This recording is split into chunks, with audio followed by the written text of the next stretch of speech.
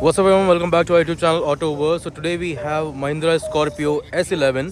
ये Scorpio classic नहीं है, स्कॉर्पियो क्लासिक के पहले जो ओरिजिनल ओजी स्कॉर्पियो आती थी ये वो वाला मॉडल है, last discontinue. And today we have Ayush with us उर्फ मोनू.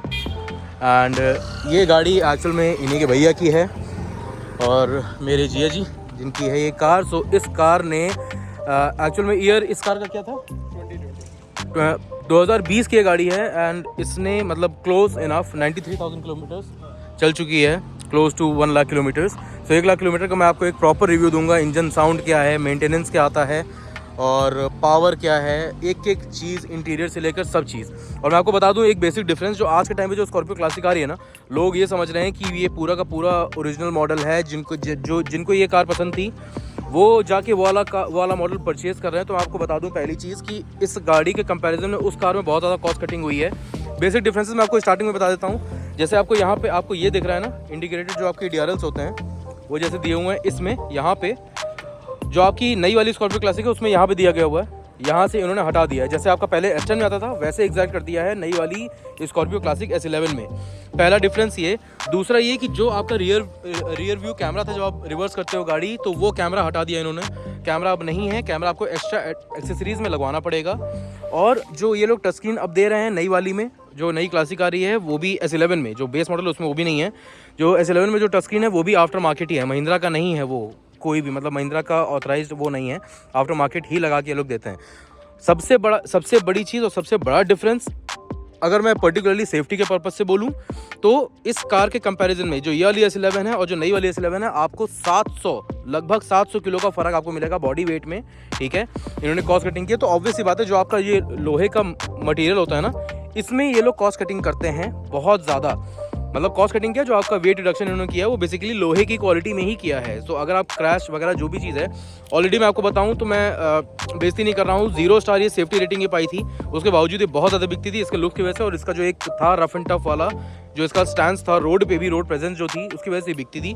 बट अगर सेफ्टी कंसर्न किसी को भी है तो आप ये जान लीजिए, आपका जानना बहुत ज़रूरी है कि 700 किलो वजन इसका कंपैरिजन में नई वाली में कम है. ठीक है, और दूसरी चीज़ वो उसका इंजन आपको अंडर पावर्ड भी मिलेगा. या ये प्रोड्यूस करती है, ये 2200 सीसी का इंजन था, डीजल इंजन 4 सिलेंडर, और ये गाड़ी प्रोड्यूस करती थी 140 bhp, और जो नई वाली प्रोड्यूस करी है वो है अराउंड आपकी 130 हॉर्स पावर. तो 10 bhp कम भी हो गया है. टॉर्क लगभग सेम है पर लेकिन जो आपका bhp जो पावर है वो चीज़ कम हो गई है. और बाकी ये डायमंड कट अलॉय व्हील्स उन्होंने ऐड कर दिए हैं. जो आपका प्रोजेक्टर है, प्रोजेक्टर का साइज़ थोड़ा सा बड़ा कर दिया है. कुछ ऐसे नॉर्मल माइनर चेंजेस हैं, मतलब जितने चेंजेस मैंने आपको बताया इतने चेंजेस हैं नई वाली S11 में. और जो आपकी ये अभी जो ये S11 जो हमारे सामने खड़ी हुई है 2020 मॉडल उसमें. सो स्टार्ट करते हैं सबसे पहले इंजन से. और सबसे बड़ी चीज़, सबसे बढ़िया चीज़ जो कि आपको आज के टाइम पे महंगी कार्स में भी ये चीज़ नहीं मिलता है. महंगी कार्स मतलब 30 लाख 35 लाख 40 लाख तक की कार्स में भी आपको ये चीज़ नहीं मिलेगी. हाइड्रोलिक स्टार्ट्स आपको दिए हुए हैं. ठीक है ना, आपको जो इतना भारी जो आपका होता है बोनट वो आपको मतलब आपको उठाना पड़ता है, तो वो सब इसमें नहीं हेडेक है. खोलो फंसाओ ऐसा कुछ भी नहीं, हाइड्रोलिक स्टार्ट्स हैं. ये आपका इंटरकूलर हो गया.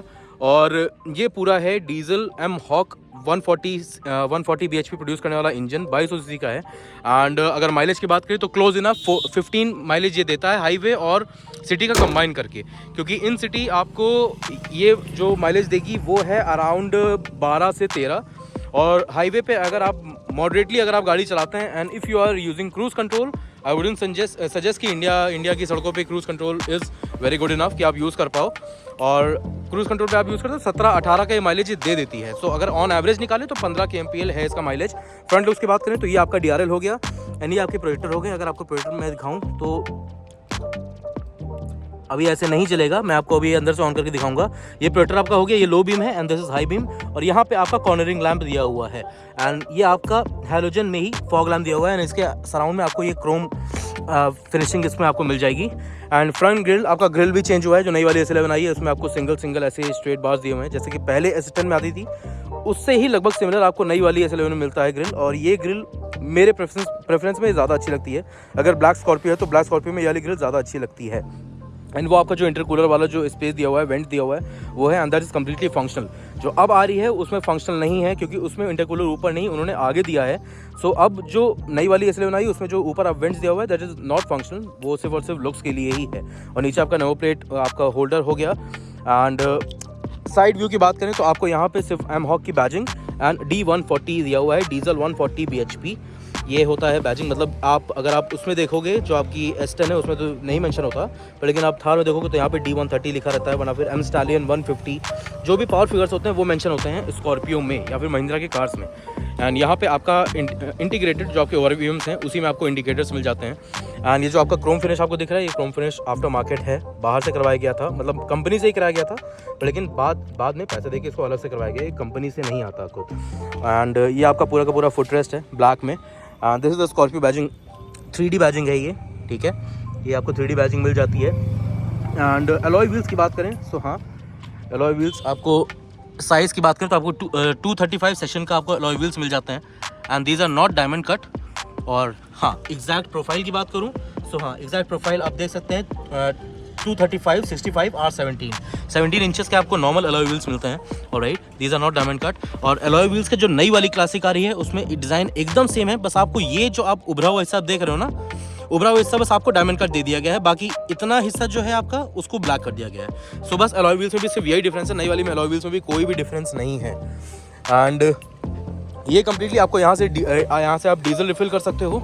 एंड जो आपका इनका महिंद्रा का जो आता है ब्लू फ्लूइड, जो डीजल फिल्टर मतलब डीजल के पोल्यूशन को कम करने के लिए होता है, वो यहाँ से आपको रिफिल करने की ज़रूरत पड़ेगी। एंड वो मैं आपको एक बार ओपन करके भी दिखा देता हूँ।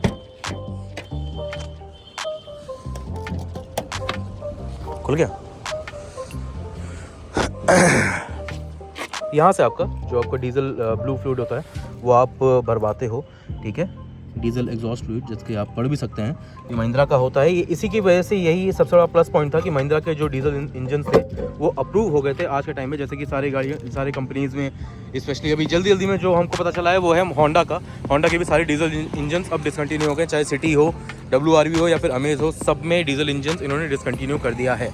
अब आते हैं रियर प्रोफाइल पे, तो यहाँ पे आपको जो ये आपका डी पिलर है, डी पिलर पे आपको एक ये जो दिख रहा है ना फाइबर का, इसको जिन्होंने स्कॉर्पियो नई वाली क्लासिक में जो आपका रेड कर दिया है, ये आपका ब्लैक फिनिश में मिलता था पुरानी स्कॉर्पियो में, और ये भी सिर्फ टॉप मॉडल में ही लिमिटेड था, ये सारे मॉडल्स में नहीं आता था, सिर्फ टॉप मॉडल में ही होता था। जो इसके नीचे के जितने मॉडल्स हैं इनमें आपको नॉर्मल सिर्फ ब्लैक मिलता है, ये डी पिलर पे ऐसे निकला हुआ आपको नहीं मिलेगा। ऑलराइट, एंड LED आपको जो ये टेल लैम्प पे जो DRLs होते हैं वो आपको LED मिलेंगे, एंड बाकी सारे जो बल्ब्स हैं तो आपको हैलोजन ही मिलते हैं। एंड ये आपका जो रियर जो सबसे लास्ट डोर है आपका, उसका ये मिल जाता है आपको हैंडल। एंड स्पीकर प्लेसमेंट्स की बात करें तो हाँ, स्पीकर प्लेसमेंट आपको इस तरफ से आपको मिल जाएंगे।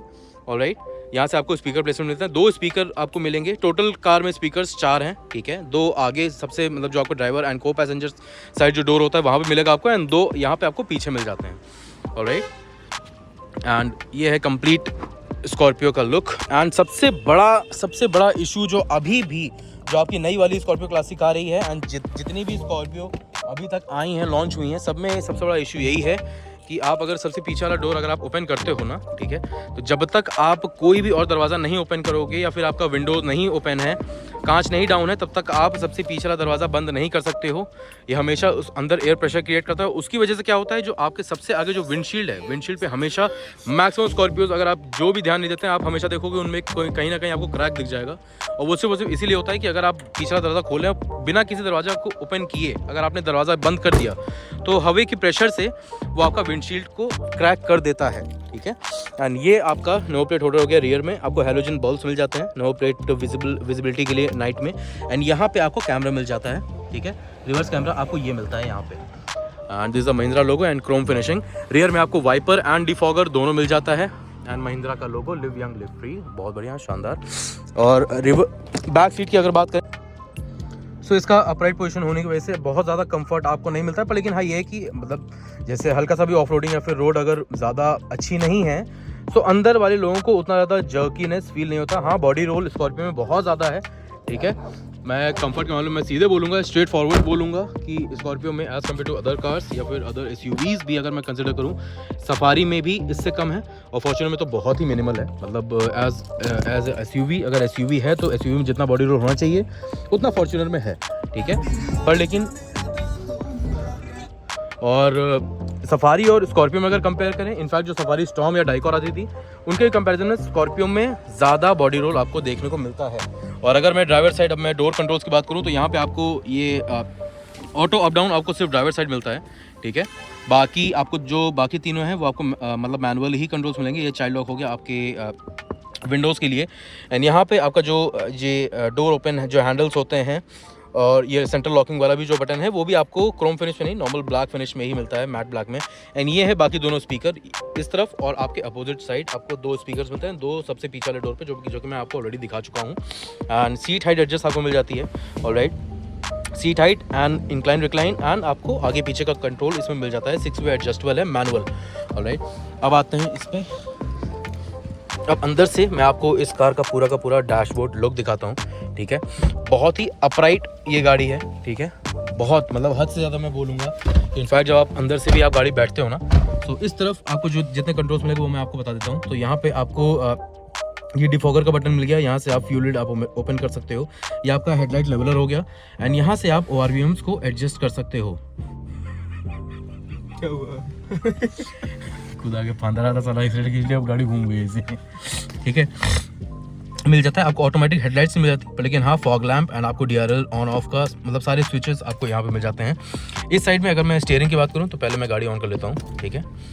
अगर स्टीयरिंग की बात करें तो हाँ, स्टीयरिंग में आपको इस साइड पे यहाँ पे क्रूज कंट्रोल्स मिल जाते हैं। क्रूज कंट्रोल का पूरा कंट्रोल्स यहाँ पे मिल जाएगा आपको।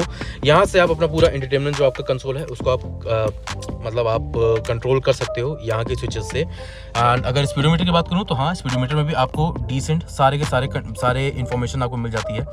इस साइड में यहाँ पे जो आप देख रहे हो ना, जो कि आपको थोड़ा बहुत दिख भी रहा होगा, ये आपका हिल डिसेंट कंट्रोल है, यहाँ पे ट्रैक्शन कंट्रोल है, यहाँ पे ट्रैक्शन कंट्रोल ऑफ का बटन है, मतलब लाइट है। तो ये सारे के सारे जितने भी है ना मोड्स, ये ऑटोमेटिक में आते थे। स्कॉर्पियो का ऑटोमेटिक भी आता था, स्कॉर्पियो का 4x4 भी आता था एक टाइम पे, पर लेकिन वो जब तक S10 आती थी वो तभी तक था।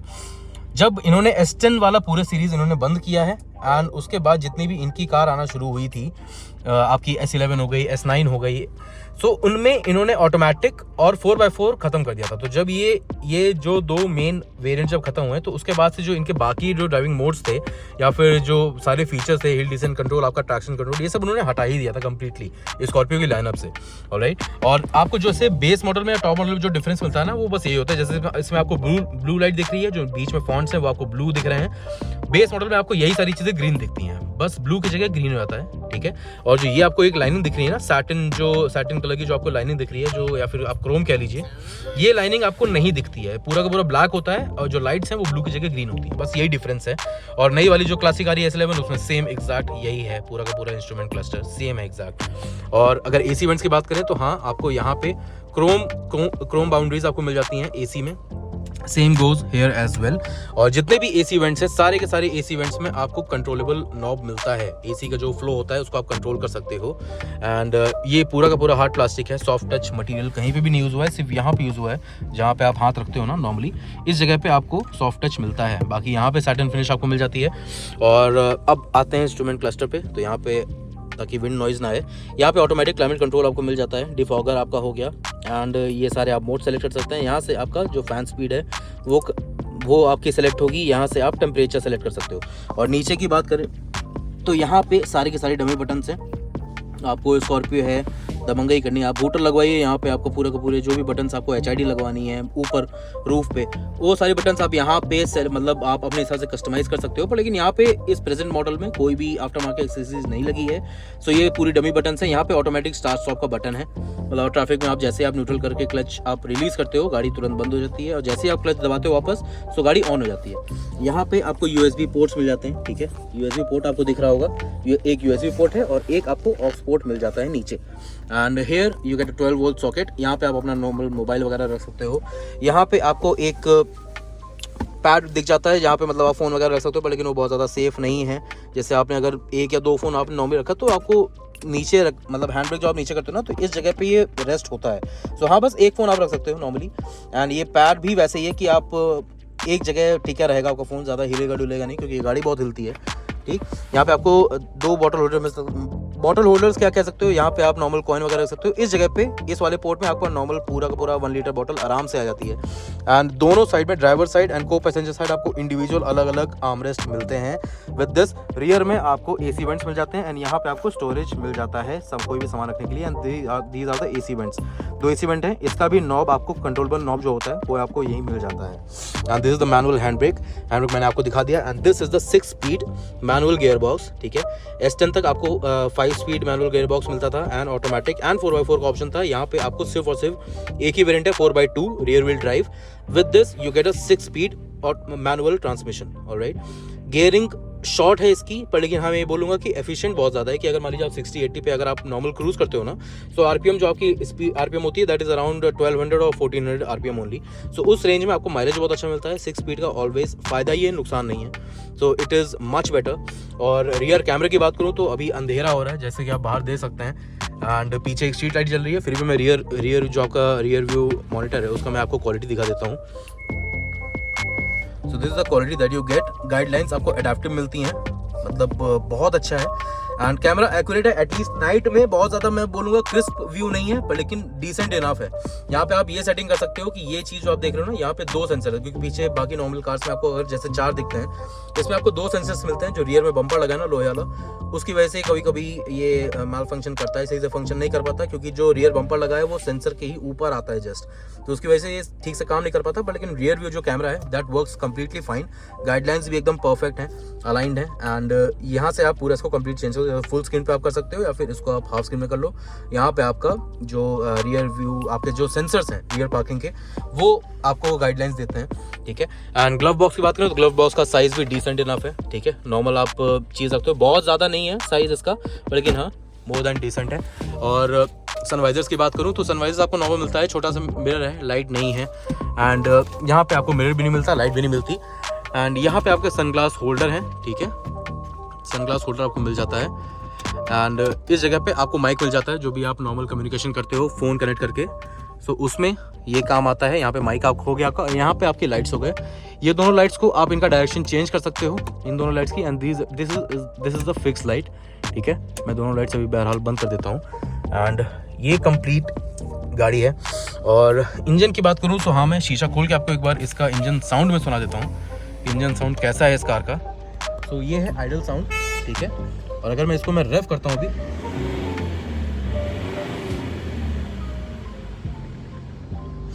तो आप नीचे कमेंट सेक्शन में बताइएगा कि आपको कैसा लग रहा है इसका साउंड। मेरे हिसाब से अकॉर्डिंग टू द किलोमीटर्स जितनी है गाड़ी ड्रिवन है, आप देख सकते हैं बहुत अच्छे से 94,155 किलोमीटर्स ये ड्रिवन है। एंड उसके अलावा इस गाड़ी का रिफाइनमेंट अभी भी बहुत अच्छा है। दो ये गाड़ी बहुत मेंटेन्ड भी है, टाइम टू टाइम इसका सर्विस होता रहता है, जितनी भी चीज़ें चेंज होनी होती है वो भी टाइम टू टाइम चेंज होती हैं। तो इसी वजह से ये गाड़ी बहुत रिफाइंड है अभी भी।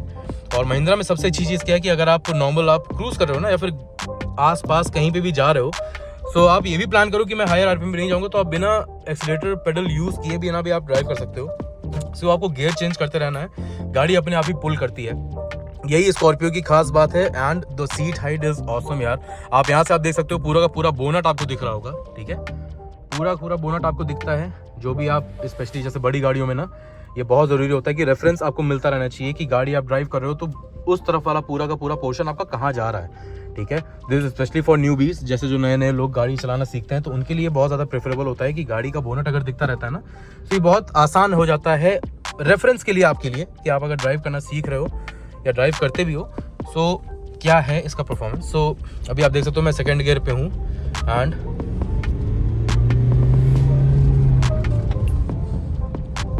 इट पुल्स फ्लॉलेसली, ठीक है। 1 लाख किलोमीटर्स होने के बावजूद इस गाड़ी का परफॉर्मेंस इज़ रिमार्केबल।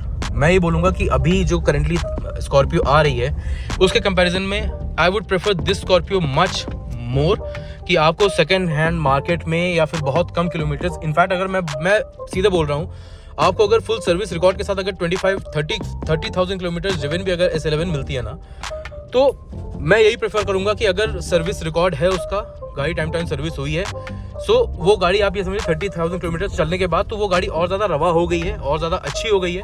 सो मैं उसी गाड़ी को लेना प्रेफर करूँगा आपको, ठीक है। नई वाली S11 मेरे हिसाब से प्रेफरेंस में नहीं है। अगर आप इनफैक्ट 18 लाख रुपए भी लगा रहे हो तो 2 लाख रुपए और लगा के स्कॉर्पियो एन का आप Z4 वेरिएंट ले सकते हो, but not the new Scorpio S11, the Scorpio classic S11। सो ये था पूरा का पूरा रिव्यू इस गाड़ी का। 1 लाख किलोमीटर चली हुई 2020 स्कॉर्पियो S11 टॉप मॉडल। सो कैसा लगे ये वीडियो प्लीज नीचे कमेंट सेक्शन में बताइएगा, and don't forget to like this video, share with all of your friends, and take care of your family, take care of yourself. See you all on the next video, till then take care, bye bye. And जाने से पहले मैं आपको एक बार दिखा देता हूँ इसका माइलेज।